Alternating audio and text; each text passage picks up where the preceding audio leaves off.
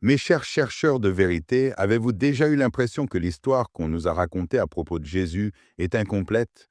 Pendant des siècles, l'Église a dissimulé des textes sacrés qui révèlent un Jésus que vous n'auriez jamais imaginé, un Jésus qui défie tout ce que vous pensiez savoir. Aujourd'hui, nous plongeons dans les évangiles apocryphes, des documents interdits contenant des vérités tellement puissantes qu'elles pourraient ébranler les fondements mêmes du christianisme. Quels secrets ces manuscrits renferment-ils? Pourquoi l'Église a-t-elle lutté si désespérément pour les garder cachés? Préparez-vous à découvrir 5 vérités interdites sur Jésus, des vérités qui sont restées dans l'ombre pendant 2 millénaires. Êtes-vous prêt à remettre en question tout ce que vous croyez savoir sur le fondateur du christianisme? Je vous avertis, une fois que vous aurez pris connaissance de ces vérités, votre perspective sur la foi, l'histoire et la nature même de la divinité changera à jamais. Bienvenue dans un voyage au cœur des mystères bibliques les plus profonds. Bienvenue dans la vérité interdite sur Jésus. La vérité est cachée à la vue de tous. Il est temps d'ouvrir les yeux. Pour comprendre l'ampleur de ce que nous sommes sur le point de révéler, nous devons d'abord nous plonger dans l'histoire cachée des premiers siècles du christianisme. Une période tumultueuse, marquée par des conflits idéologiques et des luttes pour le pouvoir spirituel. À l'aube du christianisme, il n'existait pas de doctrine unifiée. Diverses communautés suivaient des enseignements différents, chacune affirmant posséder la véritable parole de Jésus. Parmi ces enseignements sont apparus des textes que nous connaissons aujourd'hui sous le nom d'évangiles apocryphes. Ces évangiles, chers chercheurs de vérité, ne sont pas de simples histoires alternatives. Ils sont des fenêtres sur un christianisme primitif, plus divers et mystérieux que ce qu'on nous a permis d'imaginer. L'évangile de Thomas, l'évangile de Marie-Madeleine, l'évangile de Judas, chacun de ces textes nous offre une vision radicalement différente de Jésus et de ses enseignements.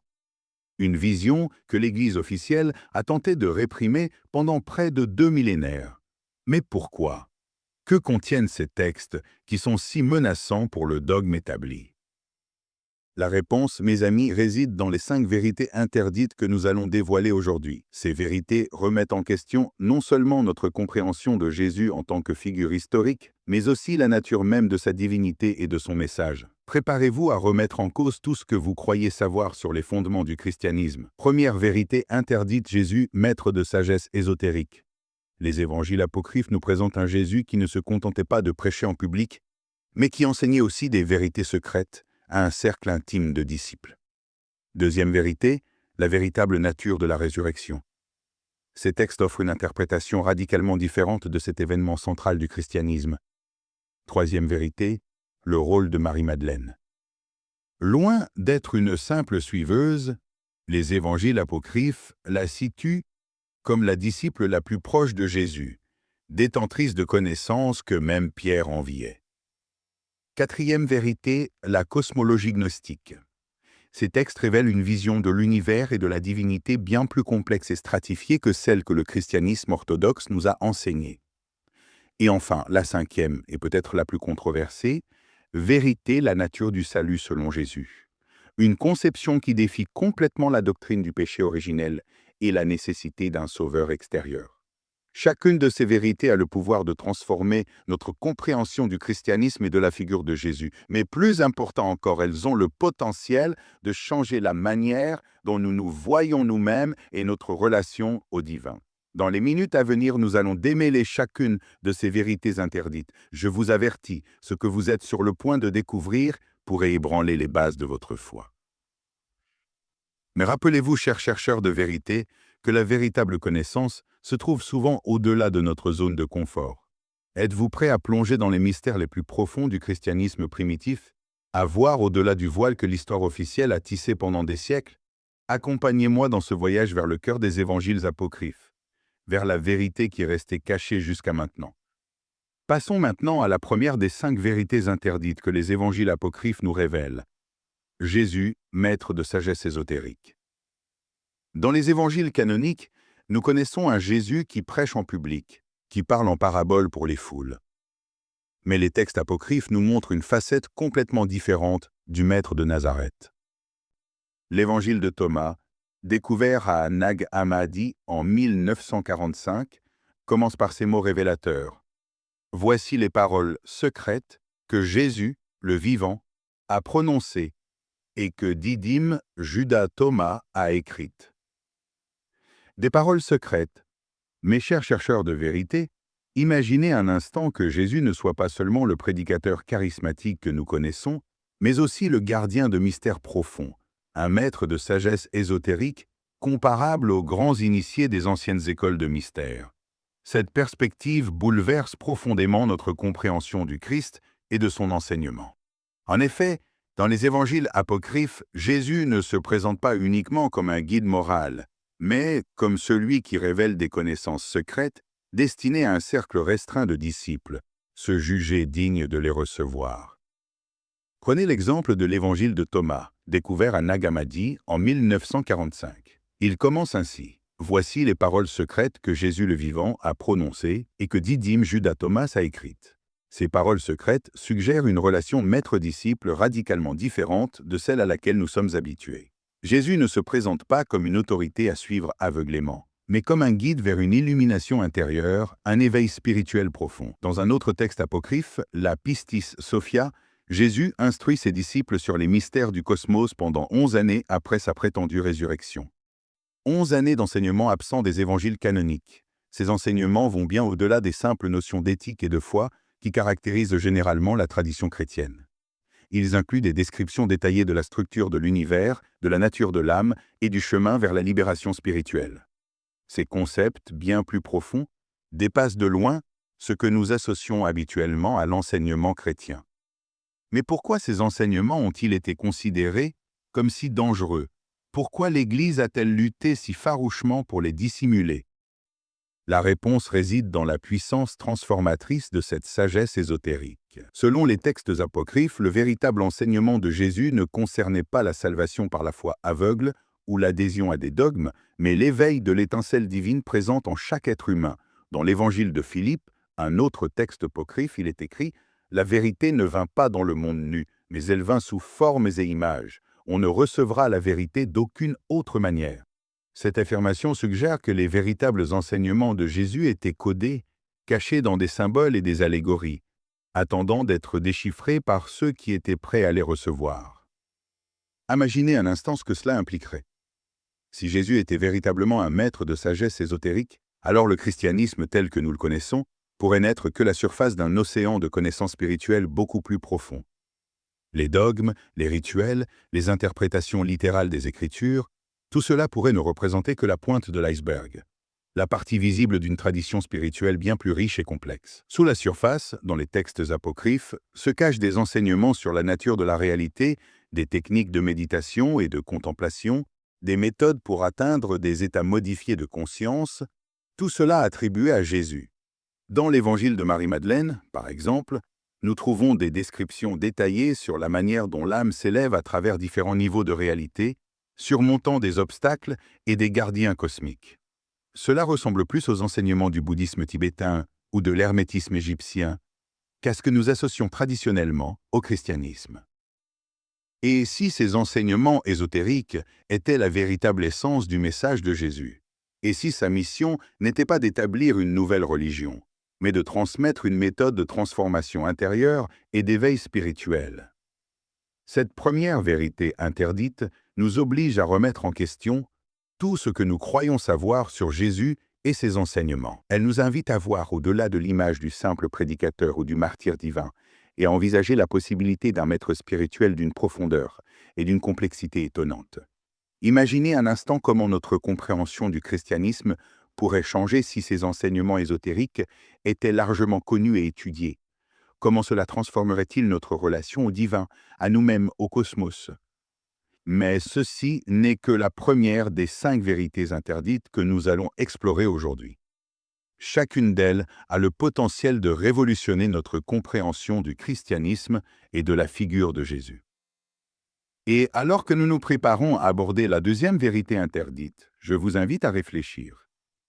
Quels autres enseignements de Jésus auraient pu être cachés au fil des siècles? Quels autres mystères attendent d'être découverts dans les textes que l'Église a maintenus dans l'ombre? Préparez-vous, chers chercheurs de vérité, car ce que vous êtes sur le point de découvrir remettra en question tout ce que vous pensiez savoir sur la résurrection, l'événement central du christianisme. Mes chers chercheurs de vérité, comme je vous l'avais prévenu, ce voyage va bouleverser à jamais votre perception du christianisme. Nous allons maintenant plonger dans des eaux plus profondes et plus obscures, où la seconde vérité interdite nous attend. Cette vérité touche un événement fondamental du christianisme, la résurrection. Un événement qui a été au cœur de la foi chrétienne pendant plus de 2000 ans. Mais je vous avertis, ce que vous êtes sur le point de découvrir pourrait ébranler les fondations de votre croyance. Êtes-vous prêts à remettre en question tout ce que vous pensiez savoir à propos de cet événement central? Les évangiles apocryphes nous offrent une vision de la résurrection tellement profonde et transformatrice que l'Église a lutté pendant des siècles pour la dissimuler. Pourquoi? Parce que cette vérité a le pouvoir de redéfinir complètement notre compréhension de la vie, de la mort et même de la nature de la réalité. Avant de révéler cette vérité, posez-vous la question, êtes-vous réellement prêt à voir au-delà du voile? À contempler une réalité qui défie tout ce que l'on vous a enseigné? Parce qu'une fois que vous connaîtrez cette vérité, il n'aura pas de retour en arrière. Votre perception du christianisme, de Jésus et même de votre propre existence changera pour toujours. Le choix vous appartient. Poursuivons-nous notre voyage au cœur des mystères apocryphes? Ou préférez-vous rester dans la sécurité de ce que vous connaissez? Si vous êtes prêt à la vérité, aussi inconfortable soit-elle, alors préparez-vous. Car nous allons redéfinir le concept même de la résurrection. Avant de nous plonger dans cette seconde vérité interdite, faisons une pause. Vous, chers chercheurs de vérité, faites désormais partie de quelque chose de bien plus grand qu'une simple vidéo. Vous êtes membre d'une communauté grandissante de pensées curieuses, d'âmes courageuses, prêtes à questionner et à chercher au-delà de l'évident. Si les révélations que nous avons partagées jusqu'à présent ont résonné en vous, si vous sentez que vous êtes au bord d'un éveil spirituel, alors je vous invite à rejoindre notre communauté de chercheurs de la vérité. Abonnez-vous à notre chaîne et activez les notifications. Chaque semaine, nous plongeons plus profondément dans les mystères les plus profonds de l'histoire sacrée, en révélant des vérités cachées depuis des millénaires. Mais ce n'est pas simplement de l'information. C'est une invitation à un voyage de transformation personnelle et d'éveil spirituel. Partagez vos pensées, vos questions et vos révélations dans les commentaires. Ensemble, nous construisons une communauté d'esprits ouverts et de cœurs courageux. Et pour ceux qui souhaitent aller encore plus loin, visitez notre site web. Vous y trouverez des ressources exclusives, des textes apocryphes traduits et un forum où vous pourrez connecter avec d'autres chercheurs de vérité. N'oubliez pas, la connaissance est pouvoir, mais la connaissance partagée est libération. Ensemble, nous pouvons dévoiler le voile de l'histoire et redécouvrir les vérités perdues du christianisme primitif. Maintenant, mes chers compagnons de voyage, êtes-vous prêts à plonger dans la seconde vérité interdite? Préparez-vous, car ce que vous êtes sur le point de découvrir sur la résurrection changera à jamais votre perception de la vie et de la mort. La vraie nature de la résurrection. Dans la tradition chrétienne orthodoxe, la résurrection de Jésus est généralement comprise comme un événement physique et historique. Le corps du Christ, mort et enterré, revient miraculeusement à la vie et sort du tombeau. Cette interprétation a été le pilier central de la foi chrétienne pendant plus de 2000 ans. Cependant, les évangiles apocryphes nous offrent une vision radicalement différente. Dans ces textes, la résurrection n'est pas un événement physique, mais une réalité spirituelle et symbolique profonde. Dans l'évangile de Philippe, l'une des textes gnostiques les plus révélateurs, nous trouvons une déclaration surprenante. Ceux qui disent que le Seigneur mourut d'abord puis ressuscita ont tort, car il ressuscita d'abord puis mourut. Cette affirmation défie complètement notre compréhension linéaire du temps et de la séquence des événements. Elle suggère que la résurrection est un état de conscience, un éveil spirituel qui peut se produire de son vivant, et non après la mort physique. Dans l'évangile de Thomas, Jésus déclare « Si vous apportez à la lumière ce qui est en vous, ce que vous apportez à la lumière vous sauvera. Si vous ne l'apportez pas à la lumière, ce que vous ne ferez pas briller vous détruira. » Ces paroles de Jésus, tirées des évangiles apocryphes, suggèrent que la résurrection n'est pas simplement une victoire sur la mort physique, mais un processus de transformation intérieure. Ce n'est pas un événement extérieur que l'on attend, mais une expérience intérieure que chacun peut vivre en éveillant sa propre lumière spirituelle. Ainsi, la résurrection devient un acte de réveil spirituel et non de simple résurrection corporelle. Ces enseignements nous invitent à voir la résurrection non pas comme un miracle isolé du passé, mais comme un modèle de transformation intérieure disponible à chaque instant. Ces paroles suggèrent que la résurrection est un processus d'autodécouverte et de transformation intérieure. Ce n'est pas quelque chose qui se produit après la mort, mais une possibilité présente à chaque instant de nos vies. Ces révélations changent radicalement notre conception de la résurrection.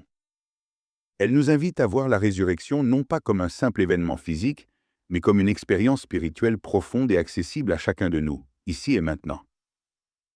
La résurrection, selon ces textes apocryphes, serait ainsi un processus de guérison et d'éveil spirituel, une transformation de la conscience qui transcende la mort physique.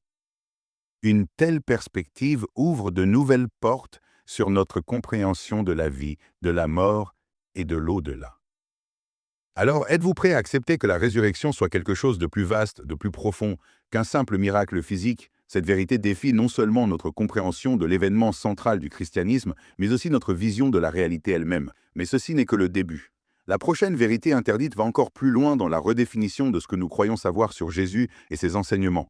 Préparez-vous à aller encore plus loin dans l'exploration de ces mystères apocryphes, car chaque révélation vous rapproche un peu plus de la véritable essence du message de Jésus. Imaginons un instant les implications profondes de cette interprétation. Si la résurrection est un état de conscience accessible de notre vivant, alors le message central de Jésus ne serait pas la salvation après la mort, mais plutôt une transformation radicale ici et maintenant. Cette vision de la résurrection s'aligne davantage avec les traditions mystiques et contemplatives d'autres religions. Par exemple, dans le bouddhisme, on parle d'éveil ou d'illumination. Dans l'hindouisme, il s'agit de la réalisation de l'Atman, du véritable soi. N'est-ce pas là que Jésus nous aurait guidés aussi? Dans l'évangile de Marie-Madeleine, on trouve des descriptions détaillées de l'ascension de l'âme à travers différents niveaux de réalité. Marie dit « Je suis montée dans un lieu de silence où il n'y a ni mouvement ni peur. Là, j'ai vu un être non manifesté, un être de parfaite plénitude. » Cette description ressemble davantage aux expériences mystiques décrites dans diverses traditions spirituelles qu'à l'idée traditionnelle de résurrection corporelle. Elle suggère que Jésus enseignait un chemin de transformation intérieure et d'ascension spirituelle. Mais si cette interprétation est la véritable nature de la résurrection, pourquoi a-t-elle été supprimée? Pourquoi l'Église a-t-elle insisté sur une interprétation littérale et physique? La réponse pourrait se trouver dans les implications de cet enseignement. Si la résurrection est un état de conscience accessible en vie, alors le pouvoir de la transformation spirituelle est entre les mains de chaque individu. Il n'est pas nécessaire d'avoir une institution intermédiaire, ni un sacerdoce, ni des rituels extérieurs. Cette interprétation de la résurrection redonne le pouvoir spirituel à l'individu. Elle suggère que chacun de nous a la capacité de ressusciter, d'éveiller une réalité plus profonde, de transcender les limitations de notre existence ordinaire. Dans l'évangile de Thomas, Jésus dit « Le royaume est à l'intérieur de vous et à l'extérieur de vous ». Cette affirmation suggère que la réalité ultime, le royaume de Dieu, n'est pas un lieu vers lequel nous allons après la mort, mais une dimension de la réalité accessible ici et maintenant, à travers un processus d'éveil intérieur. Cette vision de la résurrection éclaire également d'un jour nouveau d'autres enseignements de Jésus. Par exemple, lorsqu'il dit « Je suis le chemin, la vérité et la vie », il pourrait nous inviter à suivre son exemple d'éveil spirituel, non à l'adorer comme une figure externe. Si la résurrection est un processus d'éveil intérieur, alors chacun de nous a le potentiel de ressusciter de son vivant. Chacun de nous peut, à l'instar de Jésus, éveiller sa véritable nature divine. Cette interprétation ne nie pas la possibilité d'une existence après la mort, mais modifie radicalement l'angle sous lequel nous la voyons. Plutôt que de vivre en attendant une salvation future, elle nous invite à éveiller notre conscience dès maintenant, à expérimenter la plénitude de la vie dans l'instant présent. La véritable résurrection, selon les évangiles apocryphes, n'est pas un événement futur auquel il faut attendre, mais une réalité présente que nous pouvons expérimenter ici et maintenant. C'est un appel à l'éveil, à faire surgir à la lumière ce qui est en nous, comme le dit l'Évangile de Thomas. Mes chers chercheurs de la vérité, cette seconde vérité interdite nous invite à repenser non seulement notre compréhension du christianisme, mais aussi notre compréhension de la vie elle-même. Elle nous défie de regarder au-delà des interprétations littérales et de rechercher le sens spirituel profond des enseignements de Jésus. Et pendant que nous réfléchissons à cette révélation, je vous invite à considérer comment votre vie changerait-elle si vous voyiez la résurrection, non pas comme un événement futur, mais comme une possibilité présente. Comment vivriez-vous si vous saviez que vous avez le potentiel de ressusciter ici et maintenant? Mais souvenez-vous, ceci n'est que la seconde de 5 vérités interdites que nous allons explorer aujourd'hui. Chacune d'elles a le potentiel de transformer radicalement notre compréhension du christianisme et de la spiritualité en général. Préparez-vous, car notre prochaine révélation mettra en lumière l'une des figures les plus énigmatiques et controversées de l'histoire biblique, Marie-Madeleine. Mes chers chercheurs de la vérité, nous avons parcouru un chemin fascinant jusqu'ici. Nous avons dévoilé des vérités cachées qui défient les fondations mêmes du christianisme traditionnel. Mais avant de plonger dans notre troisième révélation, prenons un instant pour réfléchir aux implications plus larges de ce que nous avons découvert. Les 2 vérités que nous avons explorées, Jésus comme maître de sagesse ésotérique et la résurrection comme éveil spirituel, ne sont pas de simples curiosités historiques. Elles sont des clés qui peuvent ouvrir des portes vers une compréhension totalement nouvelle de la spiritualité, de la réalité et de notre place dans le cosmos. Réfléchissons un moment à la façon dont ces révélations se lient aux grandes traditions mystiques du monde.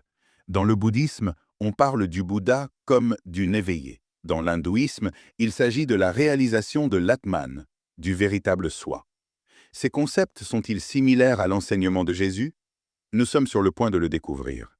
Dans le soufisme islamique, l'union avec l'amour divin. N'est-ce pas fascinant que, vu à travers le prisme des évangiles apocryphes, le message central de Jésus résonne profondément avec ces traditions? Cela suggère une unité sous-jacente dans l'expérience spirituelle humaine, une vérité universelle qui transcende les frontières culturelles et religieuses. Si Jésus était réellement un maître de sagesse ésotérique enseignant un chemin d'éveil intérieur, alors le christianisme primitif pourrait avoir été plus une philosophie de transformation personnelle qu'une religion dogmatique. Cela nous invite à reconsidérer non seulement notre compréhension du christianisme, mais aussi de la religion en général. Imaginez un instant un monde où ces vérités seraient largement connues et acceptées. Un monde où la spiritualité ne se résumerait pas à adhérer à des dogmes ou à des rituels externes, mais à un voyage d'autodécouverte et d'éveil intérieur. Dans ce monde, les divisions religieuses pourraient se dissiper. Car si le noyau de toutes les grandes traditions spirituelles est fondamentalement le même, un chemin vers l'éveil, alors quelle base y aurait-il pour le conflit? Mais les implications vont au-delà du pur spirituel. Si chacun de nous a le potentiel de ressusciter en vie, d'éveiller une réalité plus profonde, comment cela changerait-il notre société? Nos priorités? Nos relations avec les autres et avec la planète? Peut-être que beaucoup des défis que nous affrontons en tant qu'espèce, de l'inégalité à la crise climatique, trouvent leurs racines dans une crise de conscience. Un manque de connexion avec notre véritable nature et avec le réseau de vie qui nous entoure. Les enseignements ésotériques de Jésus, tels qu'ils sont révélés dans les évangiles apocryphes, nous offrent un chemin pour guérir cette déconnexion. Ils nous invitent à éveiller notre véritable nature, à reconnaître notre unité fondamentale avec toute la vie. Et c'est là que le personnel devient universel. Car chaque individu qui s'éveille, qui ressuscite en vie, devient un catalyseur pour l'éveil collectif de l'humanité. Chers chercheurs de la vérité, les révélations que nous explorons ne concernent pas seulement la réécriture de l'histoire du christianisme. Il s'agit de redécouvrir un chemin vers la transformation personnelle et collective qui a été caché en pleine vue pendant des siècles. Alors que nous avançons vers notre troisième révélation, je vous invite à garder cette perspective plus large à l'esprit. Car chaque vérité que nous dévoilons n'est pas une fin en soi, mais une pièce d'un puzzle cosmique plus grand. Et maintenant, préparons-nous à explorer le rôle d'une figure qui a été mal comprise et sous-estimée pendant trop de temps. Une figure qui, selon les évangiles apocryphes, aurait pu être la plus proche des disciples de Jésus et la gardienne de ses enseignements les plus profonds. Chers chercheurs de la vérité, nous avons parcouru ensemble un chemin fascinant. Nous avons dévoilé des secrets millénaires et remis en question les bases mêmes de notre compréhension du christianisme. Mais le véritable pouvoir de ces révélations ne réside pas dans la connaissance intellectuelle, mais dans la manière dont nous les appliquons à nos vies. Prenons un instant pour réfléchir. Comment ces vérités interdites peuvent-elles transformer notre expérience quotidienne? Comment pouvons-nous appliquer ces enseignements ésotériques du plan théorique au plan pratique? Tout d'abord, considérons l'idée de Jésus comme maître de sagesse ésotérique. Cette révélation nous invite à aller au-delà de la surface des enseignements religieux, à rechercher la signification cachée dans les symboles et les paraboles qui nous entourent. Je vous propose un exercice. La prochaine fois que vous vous trouvez face à un texte sacré, qu'il provienne de votre propre tradition ou d'une autre, essayez de le lire avec des yeux nouveaux. Cherchez le message caché, le sens profond. Quelles vérités universelles pouvez-vous découvrir au-delà des mots? Quant à la résurrection en tant qu'éveil spirituel, cette vérité nous défie de ressusciter ici et maintenant dans notre vie quotidienne. Comment pourrions-nous vivre cette transformation? Je vous invite à pratiquer la pleine conscience. Consacrez quelques minutes chaque jour à être totalement présent, à observer vos pensées et sensations sans les juger. Cet acte simple de conscience pourrait être le premier pas vers l'éveil intérieur dont parlaient les textes apocryphes. Imaginez que chaque respiration consciente soit une petite résurrection, un réveil momentané à la plénitude de la vie. Avec le temps, ces moments peuvent s'étendre, nous menant à une transformation plus profonde. Mais ne vous arrêtez pas là. Ces révélations nous invitent aussi à remettre en question nos croyances limitantes. Quels aspects de vous-même avez-vous gardé enfouis, attendant d'être ressuscités? Je vous mets au défi d'identifier une croyance qui vous limite. Peut-être est-ce l'idée que vous n'êtes pas assez bon, ou que vous ne méritez pas l'amour ou le succès. Reconnaissez cette croyance, et ensuite, consciemment, choisissez de la ressusciter, en la transformant en une affirmation positive. Et enfin, considérons comment ces vérités peuvent transformer nos relations. Si chacun de nous a le potentiel de s'éveiller à notre véritable nature divine, comment cela changerait-il la manière dont nous nous traitons mutuellement? Je vous invite à essayer de voir la divinité en chaque personne que vous rencontrez. Traitez chaque individu comme si c'était le propre Jésus déguisé. Comment cela changerait-il vos interactions quotidiennes? Rappelez-vous, chers chercheurs de la vérité, que ces révélations ne sont pas de simples curiosités historiques. Ce sont des clés pour une transformation profonde, personnelle et collective. Je vous mets au défi d'appliquer ces vérités à vos vies. Expérimentez avec elles, jouez avec elles. Et surtout, laissez-les vous transformer. Parce qu'au final, le véritable pouvoir de ces enseignements ésotériques réside dans leur capacité à éveiller notre potentiel divin intérieur. Et pendant que vous réfléchissez à ces applications personnelles, préparez-vous. Parce que notre prochaine révélation sur Marie-Madeleine ne changera pas seulement votre compréhension de l'histoire chrétienne, mais pourrait également transformer votre perception du rôle du féminin dans la spiritualité. Chers chercheurs de la vérité, nous arrivons à la fin de notre voyage pour aujourd'hui, mais ce n'est que le début de chemin beaucoup plus long et profond. Les vérités que nous avons explorées aujourd'hui, les enseignements ésotériques de Jésus, la véritable nature de la résurrection et les révélations à venir sur Marie-Madeleine ne sont que la pointe de l'iceberg. Il existe tout un univers de connaissances cachées qui attendent d'être découvertes, des vérités qui ont été supprimées pendant des millénaires et qui ont le pouvoir de transformer notre compréhension du monde et de nous-mêmes. Si ces révélations ont résonné en vous, si vous sentez que vous êtes au seuil d'un éveil spirituel, alors je vous invite à rejoindre notre communauté de chercheurs de la vérité.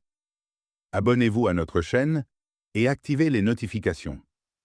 Chaque semaine, nous plongeons plus profondément dans les mystères cachés de l'histoire sacrée, révélant des vérités qui défient tout ce que nous croyons savoir.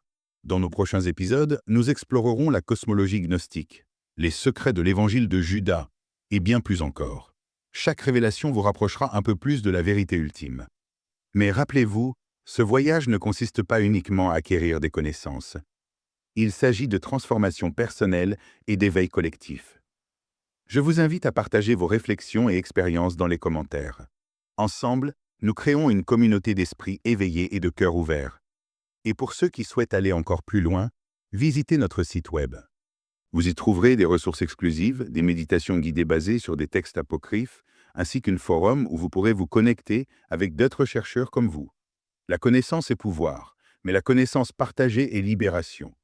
Ensemble, nous pouvons redécouvrir les vérités perdues et éveiller le potentiel divin qui sommeille en chacun de nous jusqu'à notre prochaine rencontre, chers chercheurs de la vérité. Que la lumière de la sagesse guide vos pas.